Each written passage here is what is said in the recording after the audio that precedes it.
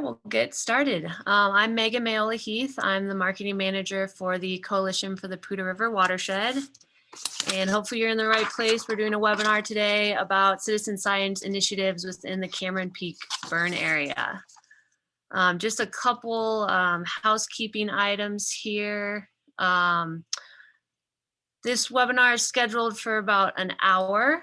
We will have a Q&A opportunity at the end. You may use the chat function or I'm sorry, the Q&A function to post any questions that you have for the speakers, and we will try our best to get to those at the end. I will also be recording this, so we will post the link to this recording on our website and send it out in the post-webinar email. Which brings me to my last item here, which is we will be sending up a follow-up email with all the resources that you are going to hear about in this webinar. So I'm going to do a quick intro of our panel here. We have Kira Putney Desmond, who's the project manager for Streamtracker.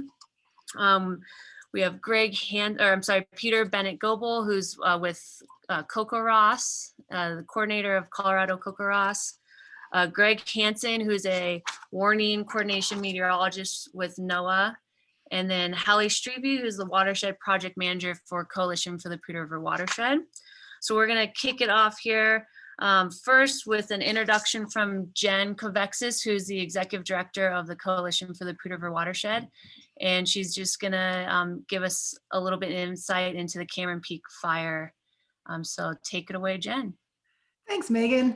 And thank you everyone so much for joining us tonight. It's a beautiful evening out there, so we really appreciate that you're taking some time to spend with us digitally.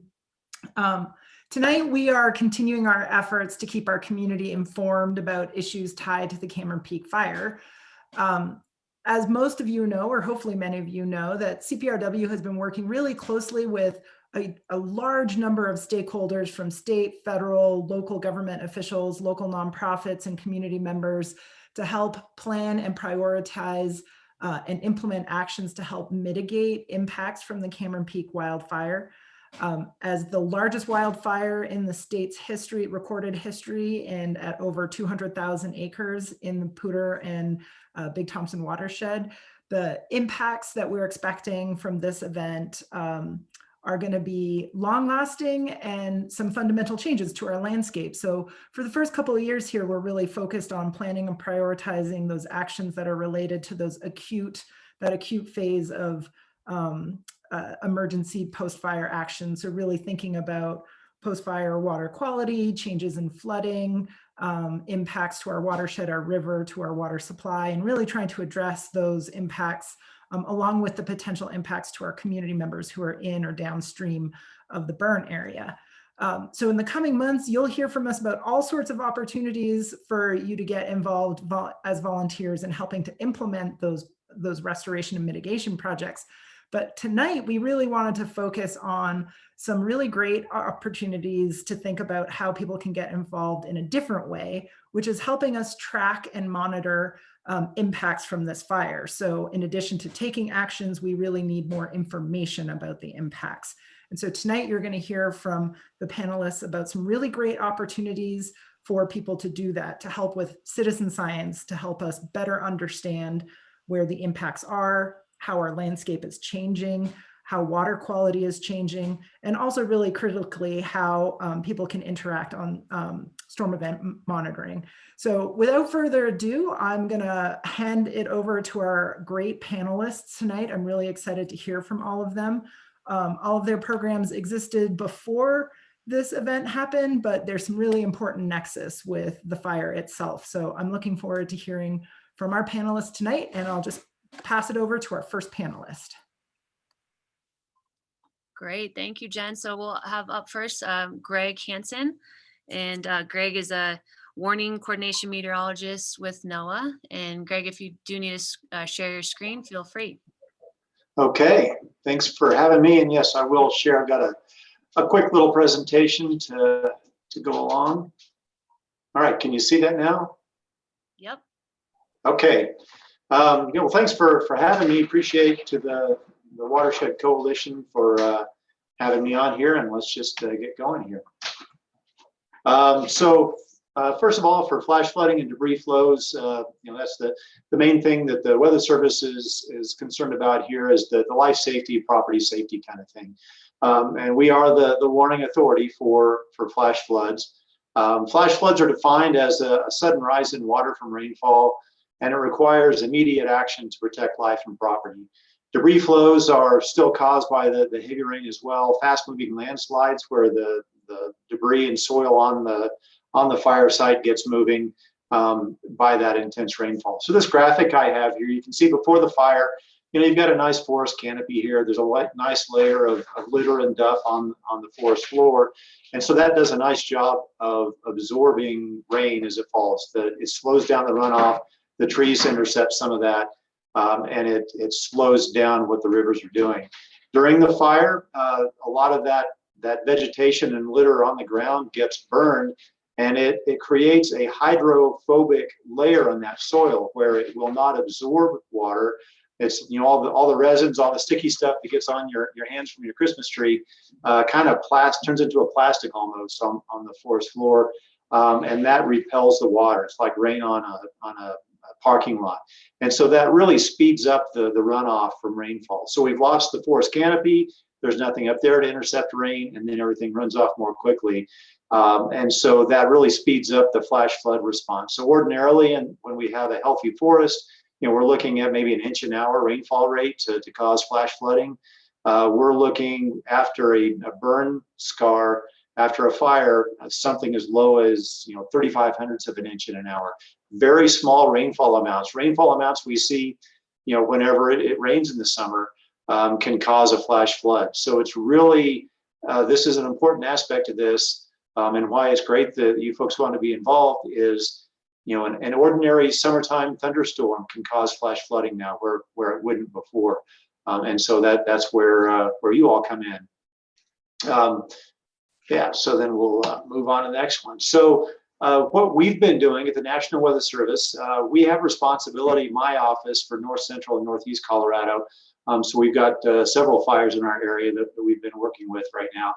And so we'll work with the partners after the fire to assess just what is that risk, how badly did things burn, what's the risk for flash flooding or debris flows. And so that brings in the U.S. Forest Service. They've got a team that assesses the burn severity after all that's over. The U.S. Geological Survey does an assessment for what's the debris flow risk for not only flash flooding, but just everything letting go and all the rocks and soil moving too. County Emergency Management, Larimer County OEM is a big partner with us, and other local communities and organizations like this, the Poudre River Watershed Coalition. So we figure out what those flash flood thresholds are based on those other studies that the other agencies have done. We talk to our partners. We talk to our forecasters that have a lot of experience. And we're going to, it can be, again, as little as 35/100ths of an inch of rain in 15 minutes or 3/4 of an inch in an hour. So very small rainfall amounts. So that's what we're doing right now. And then during a flood, during a rain event, we're monitoring radar. We're looking to see where's the heavy rain, monitoring the rain gauges. And if we meet those thresholds, we'll issue a flash flood warning. The goal is to get a lead time out there. So our goal is to see the storms moving in advance, track them, know they're going to move over the burn scar, and then warn in advance. But we know, living in the mountains, sometimes those storms develop right on the mountains and stay locked on the terrain and never really move. And so in those cases, since we don't have a history with that storm, we might not have much of a warning. You may not get a warning at all, or the warning may come right as the flash flood happens. Because the nature of these flash floods with the burn scars is they really happen on the same time scale as the rainfall. A 15-minute rainfall can produce a flash flood in about that same amount of time. So very, very quick responses. So you folks that live or play or work in these burn scar areas, need to have your head on a swivel this summer and know what's going on. So what you can do is be informed. Know what the forecast is. If you're going out hiking or working, know what it's going to do that day. Is it today a thunderstorm day?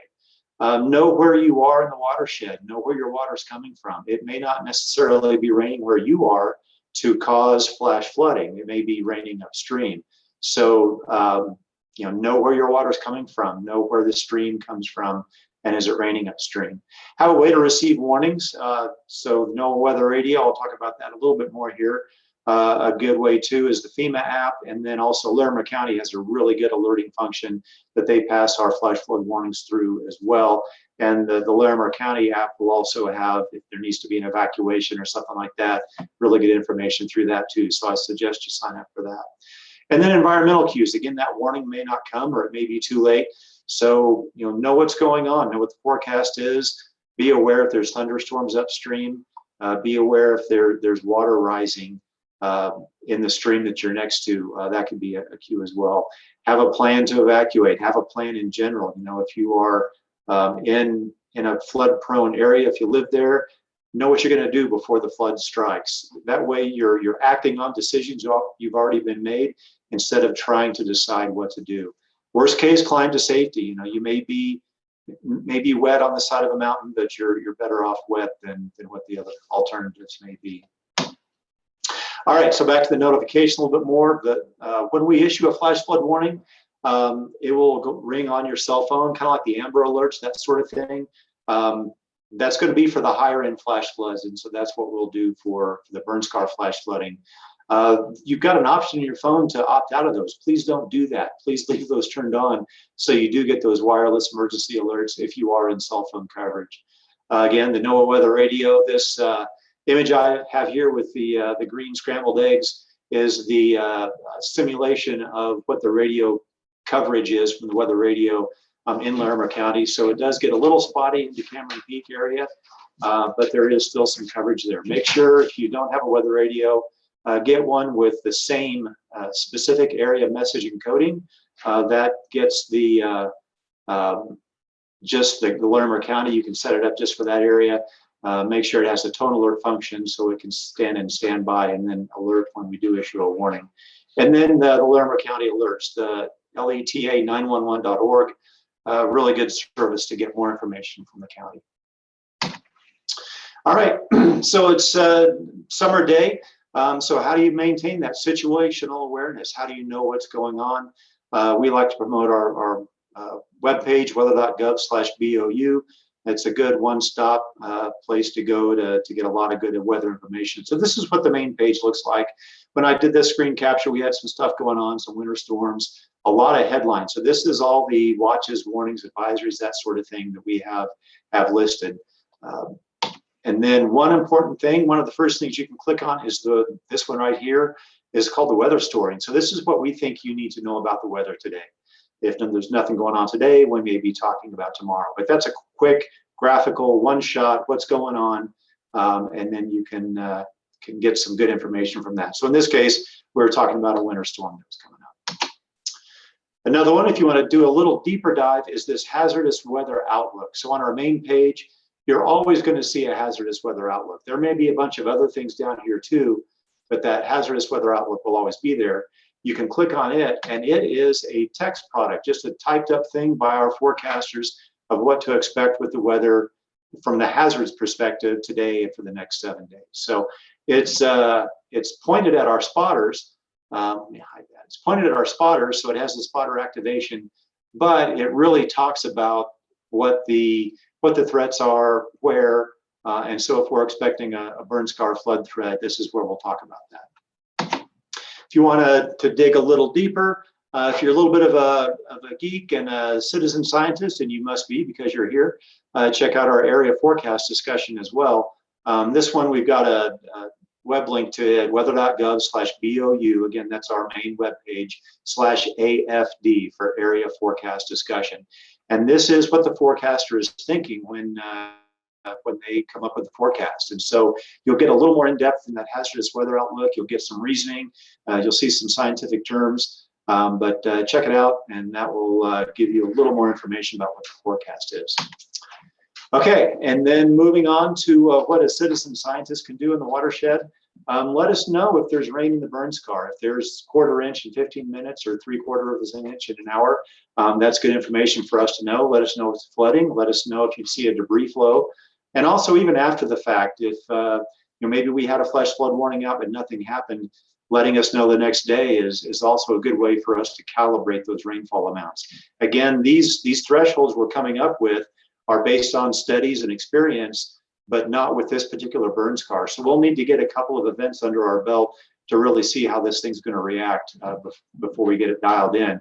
So these reports are going to be very important to us. So how do you do that? Well, we're on social media, Facebook, our NWS Boulder. On Twitter, we're at NWS Boulder and hashtag COWX. So we troll that all the time and get a lot of good information from it. Online, we have an online reporting. It's kind of a clunky web address, so bear with me. But it is inws.ncep.noaa.gov/report. And that takes you to an automated reporting thing that's online, but it also is very mobile friendly. It works really well for your phone. There's also an app called MPing. It's on the Google and Apple stores, MPING for a storm report app. And then Peter's here to talk about CoCoRAHS. They're a great partner to us. We get the information when that's reported in, it comes into our systems too. So CoCoRAHS is a great way to get rainfall, snowfall reports into that. So hopefully that's a good segue for Peter's segment too. And then we have one more thing. We have a spotter training session coming up specifically for the foothills with a focus more on burn scars. You can get more information there, weather.gov/BOU for Boulder /spot_training, weather.gov/BOU/spot training. And there's a screen capture, a little bit more of that. If you can do a screen capture and get that GoToWebinar link, that's how you sign up for it. Kind of probably like what you did with the Zoom session here. And I will also throw these links in chat so you guys can access them later. But that's in a nutshell kind of what the Weather Service is doing. We do have a lot of technology, a lot of radars, a lot of rain gauges out there that we can access, but really there's nothing like eyes on the ground. We really depend on people in those areas to give us that ground truth so we can equate what we see on radar and in these automated systems with what's really happening. So glad that you guys are all attending. The citizen science aspect is a great aspect for us. And with that, I'm done. I'm happy to take any questions or turn it over to the next speaker. Excellent. Thank you, Greg. Those are great resources. So next up, we are going to have Kira from Streamtracker to talk about some of the really interesting opportunities they have for citizen scientists. Great, thank you, Megan. And so if Greg can stop sharing your screen, I'll share my screen.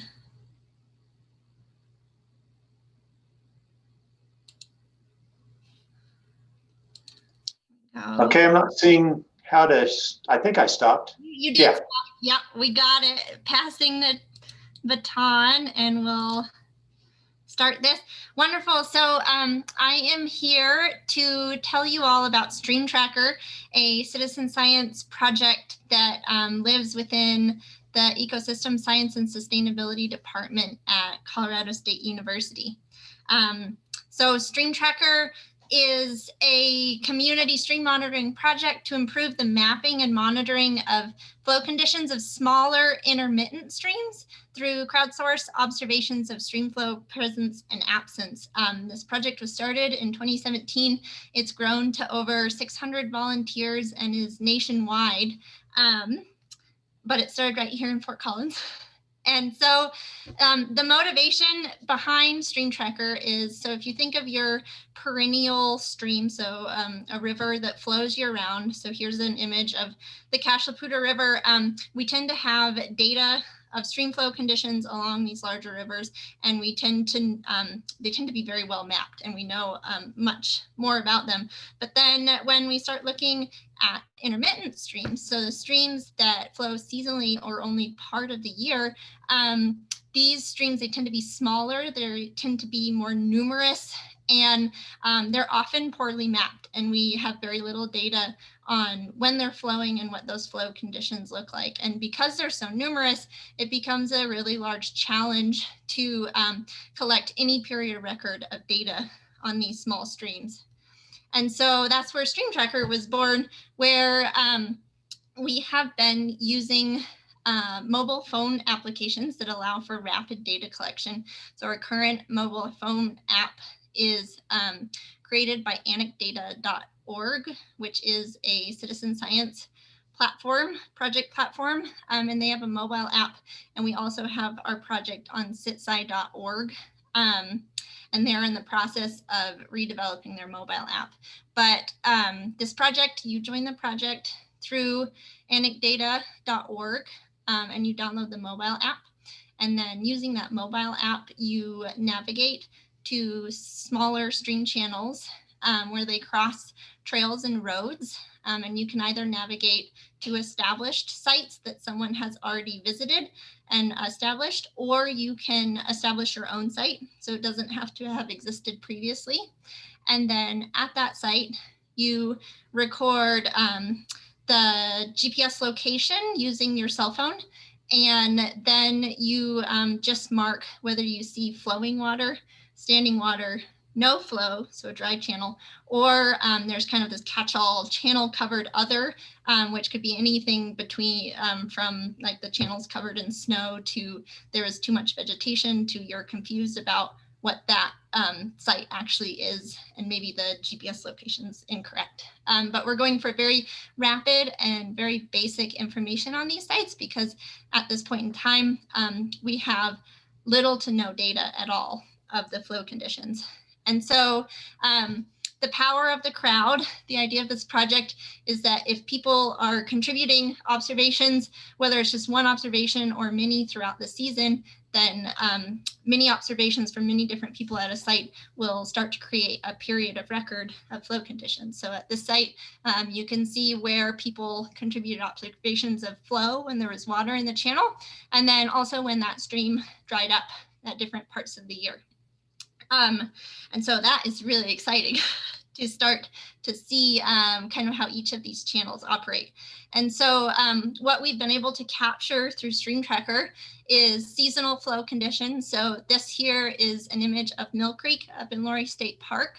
And this stream flows seasonally where it dries up through the summer and flows in early spring and sometimes in early fall when we start to have those bigger rain and snow events. We've captured storm conditions. So this is a site up Wrist Canyon where we're able to capture it during a large rain event. So we can start to see the quality of the water changing with the input of rain. We've captured major events. So this is a site in Grand Junction along a bike trail where someone on their commute to work had been taking a boring photo every day of empty culvert. And then there was a major rain event, and we now have that unicorn of pre-data and baseline conditions to then compare to the site dramatically changing. And so where you all come in and what we're hoping to accomplish with Streamtracker is to start to capture post-fire conditions at a lot of these Streamtracker sites and along these smaller channels that they have a major impact on the larger channels because they can transport sediment and other aspects of the wildfire and burn scars, and so become important to understanding the health of the watershed following the fire. And so this here is a map and of the burn scar, which is shown in orange of the Cameron Peak fire, and then the green dots represent established Streamtracker sites, so sites that we currently have had people contribute observations to. And so as you can see, we have Streamtracker sites that actually fall within the burn scar where we'd have that pre-data. And so any observations contributed to those sites would then show the post data following the fire. And these sites include sites along roads. So like Highway 14, there's a lot of sites there. And then also trails where we have sites along like Blue Lake and Big South, as well as other trails. And so with Streamtracker, who are we looking for? We are looking for anybody and everybody. This is a project that is meant to be one that anyone can join. But for this, we've kind of split the interested parties into two groups. One are volunteers that are interested in going to areas within the burn perimeter along hiking trails and roads and contributing observations along channels they find, whether they're established sites or new sites that they come across. And so tracking streams where they intersect roads or trails. And a major part of this group of people is that it will be very important to be checking for forest closures and also taking the proper safety measures at this time. Large portions of the burn area on the forest are closed for safety concerns. And so this is something that will be ever evolving as we are able to safely gain access to sites. We can start to contribute observations. And so these observations will either be opportunistic, where maybe you go take a hike and contribute observations at the stream channels you find that intersect that trail, or for those volunteers that are interested, coming back to the same site again and again throughout this season to see how it changes, both seasonally after spring flows, as well as after major rain events, as Greg kind of mentioned, can have a major influence on shaping the landscape. And then the other group of people that we are interested in are property owners who have properties within the burn perimeter that would be able to contribute observations of streams on their property. And they obviously have the ability to make those repeat observations where we can see these channels change throughout time. But those would obviously be limited to the people that own those properties. And so if you're interested in contributing observations to Stream Tracker under the context of the Cameron Peak Fire, the next step that we are having you all take is to email us directly at info@streamtracker.org, which I'll post in the chat as well. And in that email, just mention that you are interested in the Cameron Peak stream tracking. And the reason why we're going this route with having you email directly is that way we have everyone interested as a group that we can continue to contact as the spring and summer starts to roll along with project updates and potentially more targeted sites as they arise within the burn perimeter. And if you're interested in just joining Stream Tracker, that is where this comes in. You can visit our website, streamtracker.org, which is where you can join the project. You can learn more about it. This is where we have links to our data. We have a map with locations that are currently established. We have resources for getting started and how to use the mobile app and how to navigate the project and kind of what we're looking for, as well as other resources. And you can also find our contact information here. And then if you're interested in seeing our site on the Anecdata site, like I mentioned before, it's a citizen science project hosting platform. So we have our project site there. And actually today when I visited this page, they are currently doing some site maintenance. So it's currently down as of probably 20 minutes ago. And so this would be one to potentially check back on another day. But this is the site. When you make observations on your mobile app, they would then get uploaded directly to the site. And I will mention briefly with the mobile app, it has the capability of adding photos, which a photo really is worth 1,000 words when you're trying to collect data rapidly. And so that'll be important going forward for this project. And I'll also mention the mobile app does work offline. And so you don't need to have cell service in order to make observations. They would just get saved to your phone, and then you would upload them when you return to cell service. So I will post my contact information, the link to the website, the link to the Anecdata project site, as well as some links to forest closures in the chat as resources. And then I hopefully look forward to receiving an email from you with further interest on stream tracking within the burn perimeter. And with that, I will turn it over. Excellent. Thank you so much, Kira. I was gonna say those photos side by side are really interesting to look at. So I'm glad you brought up the point of having people share photos. It's great. So next we're gonna have Peter Bennett Goebel up, who is with CoCoRAHS, which stands for the Community Collaborative Rain, Hail, and Snow Network. I hope I said that correctly. So if you wanna hop on, Peter. Yep, and you did say it correctly. So thanks, you got it. And I'm going to go ahead and share my screen as well. So like Megan said, I'm with the Community Collaborative Rain, Hail, and Snow Network. The name comes from the fact that we are a group of citizen scientists nationwide, even internationally now, who measure the amount of rain, hail, and snow we've had in the last 24 hours every morning. And those observations are compiled and mapped on our website and sent out to folks who are interested. For instance, the National Weather Service is a heavy user of our data. So I think Greg set me up nicely earlier when he went over a lot of the ways that the Weather Service can keep you informed, particularly during these summertime flooding events. But what I hope to do is expand upon one of the ways in which you can keep them informed. So just looking at a couple slides here, and then I'll toggle over to the website, which I've linked you to in the chat.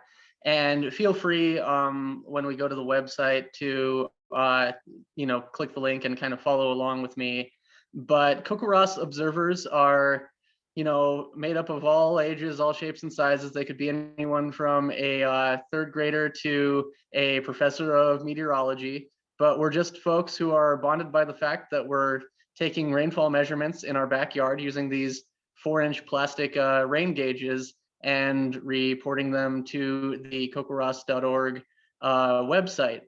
I don't have time to go through a whole slideshow or anything, but I will mention that to join, all you have to do is go to www.CoCoRAHS.org and click Join CoCoRAHS in the upper left-hand corner. There will be a quick, one-page questionnaire that you have to fill out. Nobody gets denied based on their application or anything like that. And then you need to order a rain gauge from weatheryourway.com, typically is how we do it. They retail for about $40. However, since 2018, which also had some bad fires, we've been offering free gauges to folks who are on or near a burn scar. So that's particularly applicable to this group, is if you need a free gauge and you're on or near a burn scar, that's something that we can set up for you. I did want to show just a quick example of what CoCoRAHS data can look like. So this is a nationwide map of rainfall from the morning of Monday, March 15th, 2021. And for those of you who are in northern Colorado, you might recall that you had some heavy snow on that day, at least many of us did. One thing that I think is really interesting about this map in particular is you can see, looking at it, kind of this comma shape that the rainfall pattern followed. And what that is throughout that 24-hour period, we had a center of low pressure basically stalled over the Oklahoma Panhandle area, and you can see this massive corridor of moisture that's just being taken up from the Gulf of Mexico and falling all over the high plains. And then we talk about upslope moisture here in eastern Colorado was eventually sent east and pressed against the Colorado Rockies. And we can zoom in on these maps and we can look at all the individual data. And these are really helpful for a lot of reasons. They're helpful for things like figuring out when and where we're coming in and out of drought. They're really helpful for things like flash flooding situations. Greg had mentioned, earlier how on burn scars, flash floods occur more easily. And in fact, CoCoRAHS was started because of a flash flood. If you were around the northern Colorado area in the late 90s, you may recall the Fort Collins flood of 1997. That was actually the impetus for CoCoRAHS, is we had one kind of, storm system, small isolated storm system that really stalled out over the western part of Fort Collins and dumped almost a year's worth of average rain in 12 hours. And at the time, radar technology was not what it is today. It wasn't as well warned as it probably would have been today because we didn't have stations over the storm. And that's an example of how, in-person data can, in the worst of cases, end up saving lives. We have an option on the CoCoRAHS website called significant weather reporting, where if you're in the middle of a flooding event or there's something like that going on, you can file what's called a significant weather report, and that actually goes immediately to Greg and his team's desk in Boulder. Like I mentioned, radar technology has come a long way, but when we think about the mountains, it still matters that our terrain, has a lot of these vertical rises and jagged edges, and sometimes radar beams can't capture everything they need to capture. So if you're over a burn scar in one of these higher elevation areas, that's definitely something to think about. So there was one last thing I was going to show you before I yield the floor that's kind of fun.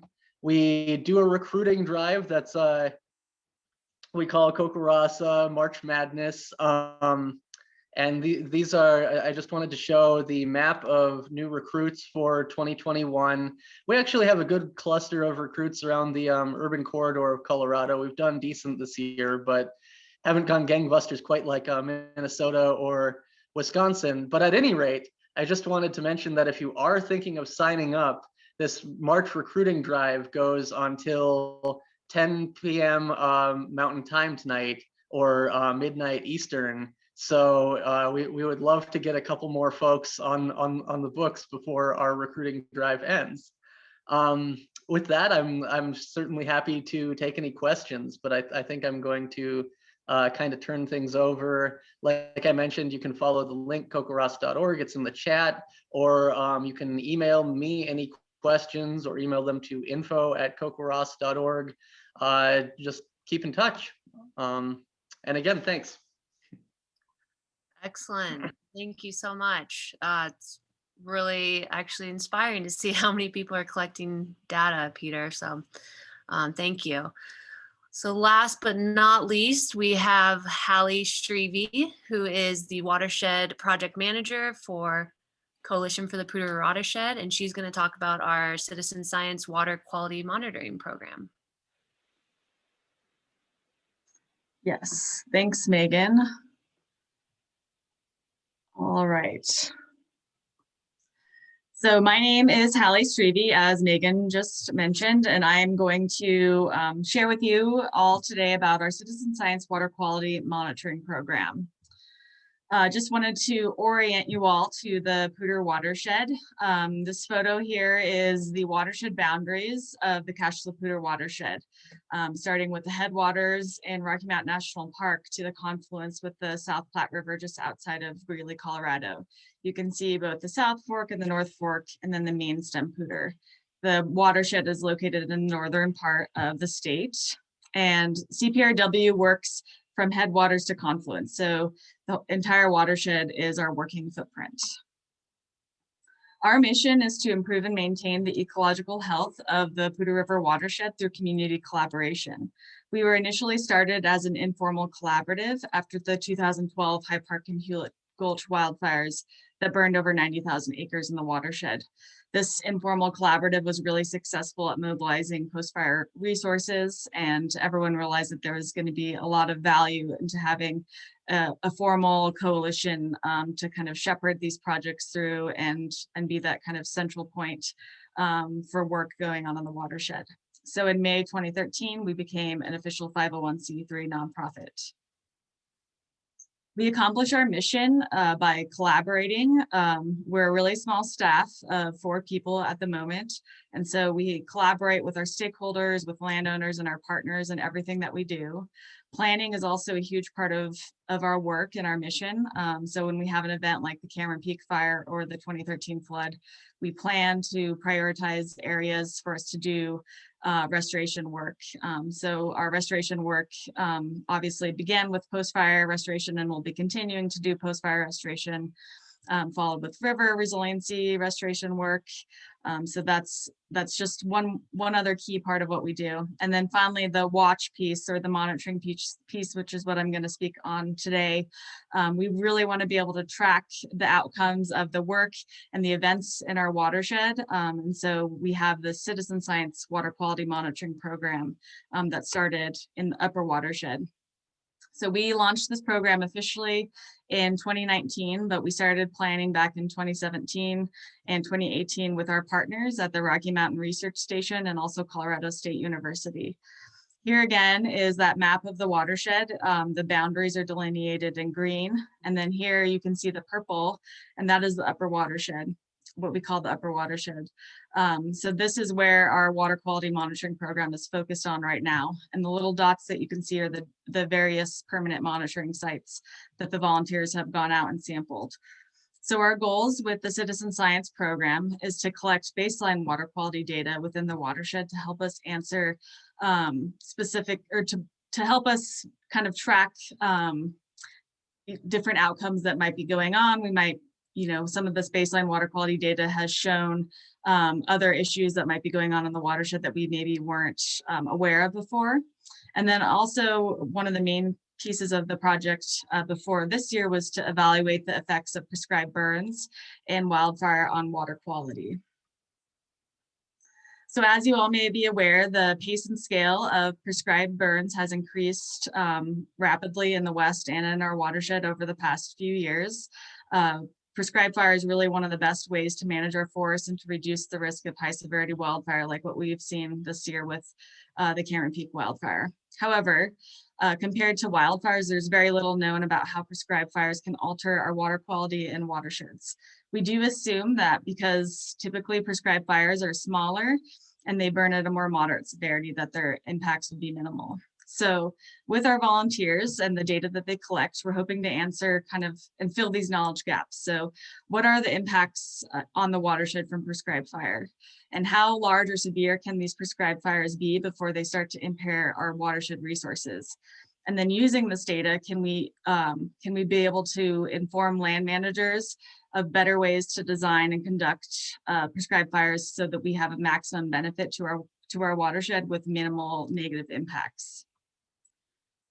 This is just some really, really preliminary data from our 2019 sampling season.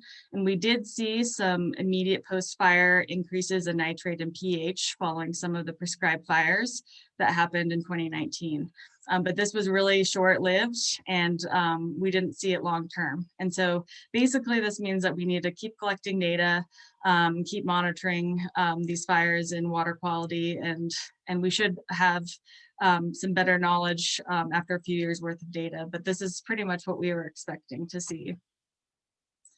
As you all know, this past year we had the Cameron Peak wildfire, which has really changed things up a bit for us. We do know, as everyone has mentioned before, the previous speakers, that we're going to have impacts to water quality and our water supply infrastructure.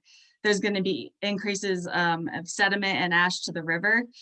But we don't know what those impacts are really going to be, what the magnitude's going to be. And so it's really important for us to track and monitor water quality impacts, because as many of you are probably well aware, because you probably are one of the downstream users, there's over 300,000 users of the Poudre that depend on it for water quality, for municipal purposes, for agriculture, for our breweries, for other businesses, et cetera. So it's going to be really important to track these impacts from the fire.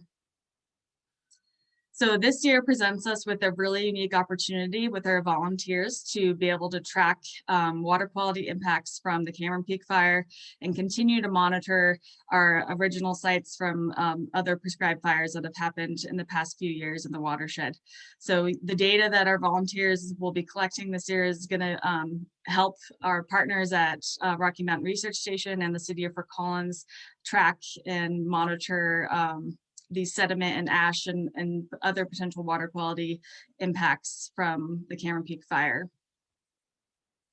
Our objectives this year for our volunteers are to collect water quality data from our existing baseline sites that have been established over the past few years. And then also we'll be adding some new Cameron Peak fire sites. So the volunteers that we need for this piece will be going out monthly starting in May, probably well into the year, at least until late into the fall probably. Will be the time commitment. And then we're also going to have our volunteers partner with some folks at Rocky Mountain Research Station to help them collect some of their data for a different study. And this will be potentially every other week or kind of as an on-call basis. And finally, once we actually have selected some of our priority post-fire restoration projects, we'll need volunteers to help us monitor those project sites both upstream and downstream so we can monitor the trajectory of recovery of where we end up implementing this post-fire restoration work. As a volunteer with CPRW, you'll be collecting monthly water quality grab samples, so filling bottles so we can test the water for different constituents, and the Rocky Mountain Research Station will be processing that in their lab. And volunteers will also help take real-time data, in situ data using a water quality sonde. You'll be following our standard operating procedures that you'll learn in our training session, which will happen later this spring. And really the most exciting piece of being a volunteer with us this summer is you will help contribute to our understanding of the impacts of both natural high severity wildfire and prescribed fire. And it's also a unique opportunity to represent both CPRW and the U.S. Forest Service Rocky Mountain Research Station when you volunteer with us. If you're interested in learning more, you can check out our website at poudrewatershed.org/citizenscience. We also have sign up links on our website. And when you sign up, be sure to indicate your interest in the citizen science program. We will be reaching out to folks here soon and scheduling the mandatory training sessions that all volunteers will have to attend later this spring. And you can always reach out to me. My email is here, and I believe Megan will also be sending all these links out to everyone after the webinar is over. And with that, I will stop sharing my screen. Excellent. Thank you so much, Hallie. So we do have some questions here, and then if anyone still would like to put some questions in the chat, feel free. But one question we had from Becky Jensen is, how do you access NOAA weather radio? Is it an actual radio station or is it online? So I believe Greg could probably help us with that. Yeah, good question.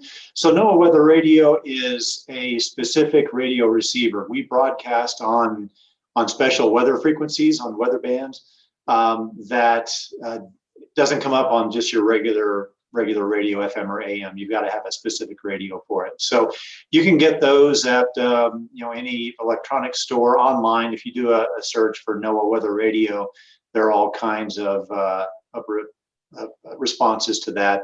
Again, the main features to look for is the specific area message encoder that you can program it just to alarm for Larimer County. So when we're issuing for those little spin-up tornadoes in Weld County, you don't get alarm for those. And also you want one with a tone alert feature, so it wakes you up in the middle of the night. You can have it in standby, and then the alarm goes off to get your attention, or even during the day if you're doing something else. That's a good feature to have as well. Then a battery backup. That's pretty typical with those radios. But the same specific area message encoding and the tone alert feature are the two main things. Again, you've got to buy a specific receiver. They're pretty small. They're not a real big deal, $20 or so. And I like to promote them. They're a great gift. If you have trouble buying a present for somebody because they have everything, weather radio is a good option. Excellent. Thank you, Greg. This next question is for you, Hallie. If Emily's asking, if we have volunteered for CPRW last year for water sampling, will you reach out to us, or should we contact you letting you know we're interested in volunteering again this year? Yes, I will be reaching out to all of our previous volunteers on my list to figure out what your interest is and schedule training. So I will definitely reach out to you, Emily. All right. And Nicole has a few questions here. This first one is, where can I find more information about what kind of natural resource executive planning is happening among agencies in Northern Colorado regarding population growth, fire suppression mitigation, wildland urban interface, and the implementation of 2 new reservoirs? So that's actually maybe one that Jen could speak a little bit to. It's kind of a handful of different topics there. I don't know, Jen, if you might have some thoughts on that. Yeah, so I would say that there isn't any one resource for all of those things. So for just working backwards through what I heard, for the water development projects, you would have to go to the project websites themselves. And I would say also the Army Corps of Engineers websites for those projects that will have the most comprehensive resources on the backgrounds and concerns around those projects. For forest management and other wildfire concerns, so it sort of depends on what you're looking for. The recovery group working for Cameron Peak Fire is in the middle of putting together a story map to collate a lot of information on what's happening for recovery. CPRW's website does have a Cameron Peak Fire page with lots of resources for Cameron Peak Fire specifically. For broader water forest management issues, both the Arapahoe Roosevelt's website itself has a lot of information on ongoing forest management projects across the federal lands, but I would also encourage you to check out the Northern Colorado Fireshed Collaborative's website, which just recently launched, which has a lot more information on sort of collaborative approaches that are happening for cross-jurisdictional forest management across the Northern Front Range. So those are a couple of resources to help get you started. All right, great. Thank you, Jen. And Nicole has a question for Greg. As a SKYWARN warning meteorologist, do you collaborate with NORAD? That might not be correct, but Southern Rockies Fire, et cetera, on studying wind gusts? If you're talking about NORAD, the Air Force Center in Springs, no, not really. The Air Force has their own meteorology corps, but we're very much in touch with all the fire agencies. We provide them forecasts for wildfires, for prescribed burns. If it's a big fire like Cameron Peak was, we actually send a meteorologist to embed with the firefighting teams to give them one-on-one support so they can plan their operations and do it safely.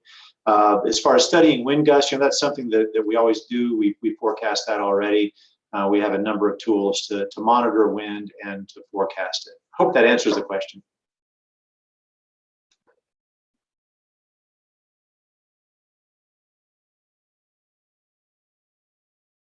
Megan, You're muted, Megan.